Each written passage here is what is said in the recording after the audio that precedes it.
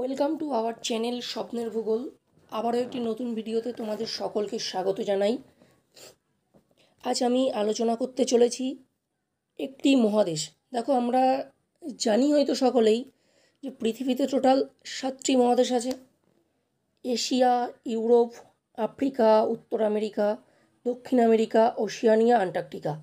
আজ আমি আলোচনা করতে চলেছি আন্টার্কটিকা। এইভাবে প্রতিদিন আমি প্রতিটা মহাদেশ সম্পর্কে আলোচনা করে দেবো। যারা বিভিন্ন প্রতিযোগিতামূলক পরীক্ষা দিচ্ছ এবং যারা স্কুলে কলেজে পড়ো, সকলের জন্য ভিডিওটি হেল্পফুল। তাই বলবো, দেরি না করে খাতা নাও, বসে পড়ো। আজকের ভিডিওটি special GK for competitive examination, সমস্ত প্রতিযোগিতামূলক পরীক্ষার জন্য খুবই গুরুত্বপূর্ণ। খাতা নাও, আমার কথাগুলো যেগুলো ইম্পর্টেন্ট মনে হচ্ছে আমি বলে দেবো, সেগুলো নোট করো। 1 নাম্বার। দ্বিতীয়ত, ভিডিওটা পজ করো, যেখানে অসুবিধা হচ্ছে আরেকবার দেখে নাও। আমি পিপিটির মাধ্যমে পুরো ভিডিওটা দেখাবো, কেমন? আর যেসব জায়গাগুলো বুঝতে পারছো না, ভিডিওটাকে পজ করো, করে ভালোভাবে দেখে নাও। একবারের জায়গায় দুবার রিমাইন্ড করো, বুঝতে পারবে, কেমন? আচ্ছা, তাহলে চলে আসি ভিডিওতে। দেখো, আন্টার্কটিকা মহাদেশ আমরা সবাই জানি যে বরফে ঢাকা মহাদেশ। অনেক অনেক স্কুলের বইয়ে চ্যাপ্টারতেই লেখা থাকে যে বরফে ঢাকা মহাদেশ। কেন বরফে ঢাকা মহাদেশ বলি? কারণ আন্টার্কটিকা বরফে আচ্ছন্ন। কেন বরফে আচ্ছন্ন? কারণ এর অবস্থানকে যদি আমরা লক্ষ্য করি, এটি কুমেরুবৃত্তুর দক্ষিণ মেরুবিন্দু থেকে 60 ডিগ্রি অক্ষরেখার মধ্যে প্রায় গোলাকার এই মহাদেশটাকে কুমেরু বৃত্তরেখা ও কুমেরু মহাসাগরকে ঘিরে রয়েছে। তাই এটাকে আমরা বলি যে বরফে ঢাকা মহাদেশ বা সাদা মহাদেশ, কেমন? এবার দেখো, এই আন্টার্কটিকা মহাদেশ জনবসতিহীন, মানে এখানে স্থানীয় কোনো জনবসতি থাকে না। আস্তে আস্তে আমরা পরবর্তী আলোচনায় দেখব। দেখো, ফার্স্ট চলে আসি আমরা প্রাচীন ইতিহাস ও অবস্থান। এটা লিখে রাখতে পারো, প্রাচীন ইতিহাস অবস্থান মানে আন্টার্কটিকা মহাদেশের কোথায় অবস্থিত। দেখো, যদি আমরা এর অতীত ইতিহাসটা ভালো করে লক্ষ্য করি, যে ভালো করে যদি আমরা দেখি, বিভিন্ন বই যদি পড়ি, বা আমরা যদি না জেনে থাকো এটাকে জেনে রাখো, যে আন্টার্কটিকা, আফ্রিকা, দক্ষিণ আমেরিকা, অস্ট্রেলিয়া, ভারত একসাথে ছিল একটি মহাদেশ, যেটা পেনজিয়ার অংশ ছিল। আজ থেকে 20 কোটি, মানে প্রায় 20 কোটি বছর আগে মহাদেশ সঞ্চারণের সময়, মানে কন্টিনেন্টাল যে ড্রিফট যে থিওরি আছে, ঠিক আছে, মহাদেশ সঞ্চারণের সময় প্যানজিয়া ভেঙে আন্টার্কটিকার দক্ষিণ মেরুতে চলে আসে। তাহলে বোঝা গেল যে আন্টার্কটিকা কীভাবে ভেঙেছে, আন্টার্কটিকা কীভাবে একটি মহাদেশে এলো। এবার আরও আমরা জানবো যে আমুন্ডু সেনের নেতৃত্বে কীভাবে আন্টার্কটিকা মহাদেশের এক একটা অংশকে খুঁজে পাওয়া গিয়েছিল, তাদের যে ইতিহাসগুলো ছিল আমরা পরবর্তীতে জানবো। তার জন্য কিন্তু ভিডিওটি দেখতে হবে, কেমন? তাহলে এই গেল হলো প্রাচীন ইতিহাস ও অবস্থান সম্পর্কে, কেমন? আচ্ছা, এবার আমরা চলে আসি যে এটি তো একটি দুর্গম মহাদেশ, না? এখানে মানুষ বসবাস করতে পারে না। কেন এটি দুর্গম মহাদেশকে আমরা কেন বলবো? দেখো, পৃথিবীর এটি উচ্চতম, দীর্ঘতম ও শীতলতম মহাদেশ, ঠিক আছে? কারণ এখানে জনবসতিহীন, এখানে স্থানীয়ভাবে কোনো মানুষ বসবাস করতে পারে না। এর আয়তন মনে রাখবে 1,42,00,000 বর্গ কিলোমিটার। জনসংখ্যা আছে, দেখো এখানে নির্দিষ্ট স্থানীয় কোনো জনবসতি থাকে না, ঠিক আছে? তারপরে দেখো জনঘনত্ব আছে 0.0009 পার কিলোমিটার থেকে 0.0063, ঠিক আছে? তো এটা কিসের ভিত্তিতে এই জনঘনত্বটা হয়? ঋতুভেদে। কারণ ঋতুভেদে কেন হয়? কারণ যখন গরম থাকে তখন তাপমাত্রা বাড়ার ফলে কিছুটা বরফ গলে, এবং তার ফলে এখানে কিছু মানে ওই শ্যাওলা জাতীয় উদ্ভিদ, যেমন মস, লাইকেন, শ্যাওলা, এই সকলগুলো এখানে জন্মাতে দেখা যায়। জীবজগৎ যখন পড়াবো এগুলো সব বলে দেবো আমি, কেমন? তারপরে দেখো তাপমাত্রা, পৃথিবীর সর্বনিম্ন তাপমাত্রা এখানে লক্ষ্য করা যায় -89.2 ডিগ্রি সেন্টিগ্রেড। কেন? এটা হলো সর্বনিম্ন তাপমাত্রা। রাশিয়ার গবেষণা কেন্দ্র ভস্টক এখানে অবস্থিত। তাহলে মনে রাখতে হবে কিন্তু, ভস্টক, রাশিয়ার গবেষণা কেন্দ্রের নাম ভস্টক, এটি এখানে অবস্থিত। দেখো, আমি এখানে মার্কার পেন ইউজ করতে পারছি না, কারণ আমি এই ভিডিওটি ফোনের মাধ্যমে করছি। ফোনের মাধ্যমে একটু সমস্যা আছে। তোমরা কিন্তু আমার কথাগুলো শোনো এবং নোট করো, আমি পরবর্তীতে মার্কার পেন ইউজ করার চেষ্টা করব। কেমন? দেখো, তারপরে এখানে আছে সর্বোচ্চ শৃঙ্গ ভিনসন ম্যাসিভ। এখানকার অ্যান্টার্কটিকার সর্বোচ্চ শৃঙ্গের নাম হলো ভিনসন ম্যাসিভ, 4982 মিটার। এই যে মাউন্ট এরেবাস ও মেরুজ্যোতি। মাউন্ট এরেবাস কি? মাউন্ট এরেবাস হলো প্রশান্ত মহাসাগরের রস উপসাগরের তীরে অ্যান্টার্কটিকার জীবন্ত আগ্নেয়গিরি দেখতে পাচ্ছ। জানলাম কি? Mount Erebus. মাউন্ট এরেবাস সম্পর্কে জানা গেল, খাতায় তোমরা নোট করে রেখেছো যে অ্যান্টার্কটিকার জীবন্ত আগ্নেয়গিরির নাম কি? Mount Erebus. এবার আমরা জানবো মেরুজ্যোতি। মেরুজ্যোতি কি? দেখো, আগে আমি বলেছি যে অ্যান্টার্কটিকার সর্বনিম্ন শীতল স্থান হলো কি? ভস্তক, মানে সর্বনিম্ন যে তাপমাত্রা -89.2 ডিগ্রি সেলসিয়াস। ঠিক আছে, এই মে অগস্ট মাসে 24 ঘন্টা অন্ধকার থাকে, তাই এই মহাদেশকে অন্ধকারচ্ছন্ন মহাদেশ বলা হয়। আকাশে সূর্য দেখা যায় না। এই সময় মাঝে মাঝে আকাশ জুড়ে সবুজ, নীল, লাল, রামধনু রঙের আলোচ্ছটা, যাকে আমরা বলি মেরুজ্যোতি, দেখা যায়। ঠিক আছে, তাহলে মাউন্ট এরেবাস ও মেরুজ্যোতি সম্পর্কে ক্লিয়ার হলো, যাকে আমরা বলি রামধনু। যে বিভিন্ন যে 7টা রঙের যে ধনু, তাকেই আমরা বলি এখানে রামধনু। এখানে আরেকটা জিনিস তাপমাত্রা সম্পর্কে জেনে রাখতে হবে, যে গ্রীষ্মকালে মানে নভেম্বর থেকে ফেব্রুয়ারি মাসে এখানে কিছুটা তাপমাত্রার পরিবর্তন হয়, -20 ডিগ্রি সেন্টিগ্রেডে গিয়ে পৌঁছায়। ঠিক আছে, এই যে সেই জন্য বললাম যে গ্রীষ্মকালে এখানে কিছু কিছু মানে জীবজগৎ লক্ষ্য করা যায়, যেমন মস, লাইকেন, শ্যাওলা। ঠিক আছে, সেজন্য এখানে উষ্ণতা কিছুটা বাড়ে। ক্লিয়ার হলো? দেখো, চলে আসি আমরা পরে। দেখো, হিমবাহ। পৃথিবীর বৃহত্তম হিমবাহ ল্যাম্বার্ট এখানে অবস্থিত। কেমন? দেখো, আগ্নেয়গিরি আছে মাউন্ট এরেবাস। মেরুজ্যোতি আগেই আমি বলে দিয়েছি, তবু একবার এখান থেকে ভিডিওটা পজ করে দেখে নিও। কেমন? দেখো, পরেরটাতে আসি। জীবজগৎ। এখানকার জীবজগৎকে যদি আমরা লক্ষ্য করি, তাহলে দেখব এখানে মূলত যেগুলো লক্ষ্য করা যায় সব থেকে বেশি এখানে তুমি পাবে পেঙ্গুইন। ঠিক আছে, পেঙ্গুইনও কি? পেঙ্গুইন শুধু এক রকমের পেঙ্গুইন না, বিভিন্ন ধরনের পেঙ্গুইন দেখতে পাওয়া যায়। শিল দেখতে পাওয়া যায়, ক্রিল দেখতে পাওয়া যায়, তিমি দেখতে পাওয়া যায়, আলব্রাটাস দেখতে পাওয়া যায়, আর পাওয়া যায় মেরু ভাল্লুক। এখানকার হলো সব থেকে বেশি পাওয়া যায় পেঙ্গুইন ও মেরু ভাল্লুক। কেমন? এবার এই পেঙ্গুইন কি? দেখো, জীবজগতের পরেই রাখা আছে বরফের স্তূপ, তারপরে পেঙ্গুইন। ঠিক আছে, এই পেঙ্গুইনটাকে আমি আগে বলবো। কেমন? কারণ জীবজগতের মধ্যে একটা বড় অংশই হলো পেঙ্গুইন। দেখো, ভালো করে পেঙ্গুইনের ব্যাপারটা লক্ষ্য করে রাখো, এবং যে জায়গাগুলি বুঝতে সমস্যা হচ্ছে ভিডিওটাকে থামাবে, একবারের জায়গায় দুবার দেখে নেবে। চলে আসি। দেখো, পেঙ্গুইন আমরা জানি কি উঠতে পারে না, কিন্তু পেঙ্গুইন খুব ভালো সাঁতার কাটতে পারে। এবার এরা সাঁতার কাটবে কোথায়? ওই বরফের ঠান্ডা জলে, বরফের স্রোতে। ঠিক আছে, তো এরা অনেক রকম প্রজাতির হয়, মিনিমাম 17 প্রজাতির পেঙ্গুইন এই অ্যান্টার্কটিকা মহাদেশে লক্ষ্য করা যায়। এদের মধ্যে এসপেরর পেঙ্গুইন সব থেকে বড় হয়। ঠিক আছে, এরা 4 ফুট লম্বা হয়ে থাকে সাধারণত, আর এদের শরীর চকচকে সাদা পালকে ঢাকা থাকে। কেমন? এরা প্রচুর পরিমাণে ঠান্ডা সহ্য করতে পারে। এদের মানে যে চামড়ার যে ত্বকের যে স্তর, সেটা খুব মোটা হয়। আর এই পেঙ্গুইনের প্রধান খাদ্য কি? পেঙ্গুইনের প্রধান খাদ্য হলো ক্রিল আর আগে বললাম যে অ্যান্টার্কটিকার জীবজগৎ। চলে আসি আমরা এবার। দেখো, জীবজগতের মধ্যে চিরতুষারে ঢাকা অ্যান্টার্কটিকা, এখানে কোনো গাছপালা নেই, এখানে কোনো জনবসতি নেই। গ্রীষ্মকালে তাপমাত্রা কিছুটা বেড়ে যাওয়ার ফলে এখানে বলেছি যে মস, লাইকেন, শ্যাওলা এগুলো জন্মায়। অ্যান্টার্কটিকার যদি স্থানীয় বাসিন্দা বলা হয়, তাহলে এখানকার প্রধান স্থানীয় বাসিন্দা হলো পেঙ্গুইন। ভয়ঙ্কর ঠান্ডাতেই এরা অভ্যস্ত, আর এদের চারপাশে প্রচুর মাছ, সামুদ্রিক পাখি, তিমি, শিল এগুলি দেখতে পাওয়া যায়।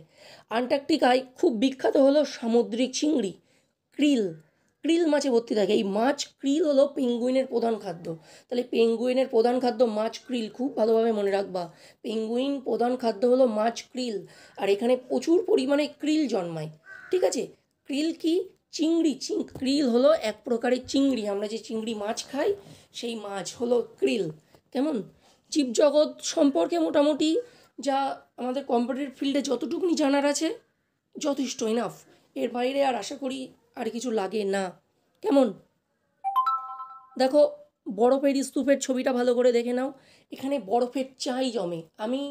আমার ভিডিওটা শেষ পর্যন্ত দেখতে হবে। আমি আন্টার্কটিকার ভবিষ্যৎ নিয়ে আলোচনা করব। তখন কিন্তু এই বরফের স্তূপের যে ছবিটা দেখছো, কেন এই বরফের স্তূপের ছবিটা এত গুরুত্বপূর্ণ, কেন আমি এই পিপিটির ভেতরে এটা রেখেছি বলে দেব। কেমন? পেঙ্গুইন দেখতে পাচ্ছ, যেটা এরা ধবধবে সাদা প্রকৃতির হয়, এদের পুরু স্তর থাকে, এরা অনেক ঠান্ডা সহ্য করতে পারে। এই পেঙ্গুইনের প্রধান খাদ্য হলো ক্রিল জাতীয় মাছ। আচ্ছা, চলে আসি আমরা দক্ষিণ মেরুর অভিযান। তাহলে এই দক্ষিণ মেরুর অভিযান বলতে আমরা প্রথমেই যার কথা বলবো সে হলো আমুন্ডু সেন। বোয়াল্ড আমুন্ডু সেনের নেতৃত্বে দক্ষিণ মেরুর অভিযান। এবার দেখো এখানে দেয়া হয়েছে এই দক্ষিণ মেরুর অভিযান কবে চালানো হয়েছিল। দক্ষিণ মেরুর অভিযান চালানো হয়েছিল দেখো 19 অক্টোবর 1911 সালে। ঠিক আছে, আর দক্ষিণ মেরুতে পৌঁছিয়েছিল 14 ডিসেম্বর 1911 সালে। এই হলো এখানকার টোটাল যাত্রা। এই পেন আনতে হয়েছিল তাই একটু দেরি হয়ে গেল। ঠিক আছে, এবার এই শুধু কি এইটুকুনি জানার দরকার আছে? পরীক্ষায় কিন্তু এর বাইরে আসে না, কিন্তু কিছু কিছু জিনিস একটু শুনে নাও। যে আন্টার্কটিকা মহাদেশের কেন্দ্রবিন্দু, কুমেরুবিন্দু, মানে যেটা 90 ডিগ্রি আমরা সাউথ বলি, ঠিক আছে, এই রকম জায়গায় ভয়ঙ্কর প্রতিকূল আবহাওয়া, তুষার ঝড়, বরফের স্তরে বড় বড় ফাটল, সব কিছুকে উপেক্ষা করে কিন্তু এই ওয়ার্ল্ড আমুন্ডু সেনের নেতৃত্বে টিমটা পৌঁছিয়েছিল। ক্লাস 5-এর ইংলিশ বইতে একটি গল্প দেওয়া আছে এই ওয়ার্ল্ড আমুন্ডু সেনের, সেই জায়গাটাও একটু পড়তে পারো, কিছুটা জানতে পারবে। ঠিক আছে, দেখো ভিডিওতে এই সকল আলোচনা করা মানে হলো ভিডিও লেন্থ বাড়বে, কাজের কাজ কিছু হবে না। যতটুকুনি দরকার কম্পিটিটিভ ফিল্ডের জন্য আমি দিয়ে দিয়েছি। ঠিক আছে তো? আচ্ছা, পরে আসি। দেখো বলেছে যে আন্টার্কটিকা মহাদেশকে বিজ্ঞানের মহাদেশ বলা হয়। কেন আন্টার্কটিকা মহাদেশকে বিজ্ঞানের মহাদেশ বলা হয় আমি ছোট্ট করে লিখে দিয়েছি, দেখো ভালো করে লক্ষ্য করো। আন্টার্কটিকা তার অন্যান্য পরিবেশ এবং অসংখ্য বৈজ্ঞানিক গবেষণা কেন্দ্রের উপস্থিতির জন্য এটি একটি বিজ্ঞানের মহাদেশ। কারণ কি?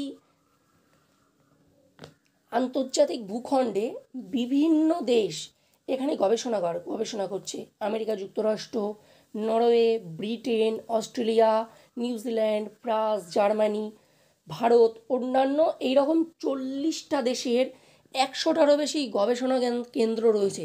এবার প্রশ্ন স্বাভাবিক হয়, কেন এখানে এত গবেষণাগার কেন্দ্র? কি এখানে মানুষই বাস করে না, কী হবে এত গবেষণা করে?